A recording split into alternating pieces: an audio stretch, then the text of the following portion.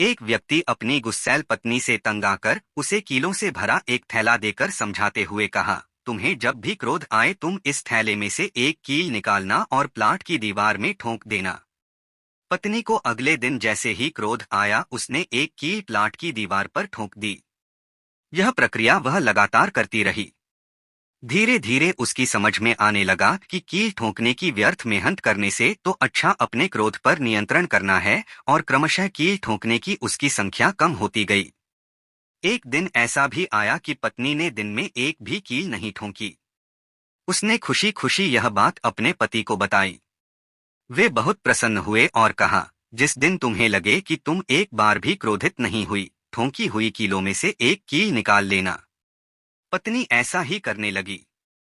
एक दिन ऐसा भी आया कि दीवार में एक भी कील नहीं बची। उसने खुशी खुशी यह बात अपने पति को बताई। पति उस पत्नी को दीवार के पास लेकर गए और कीलों के छेद दिखाते हुए पूछा, क्या तुम ये छेद भर सकती हो? पत्नी ने कहा, नहीं जी। पति ने उसके कंधे पर हाथ रखते हुए कहा, अब समझ, क्रोध में तुम्हारे द्वारा कहे गए कठोर शब्द दूसरे के दिल में ऐसे छेद कर देते हैं जिनकी भरपाई भविष्य में तुम कभी नहीं कर सकते। जब भी आपको क्रोध आए तो सोचिएगा कि कहीं आप भी किसी के दिल में कील ठोंकने तो नहीं जा रहे।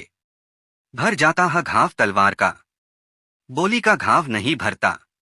जय श्री राम, जय श्री कृष्णा।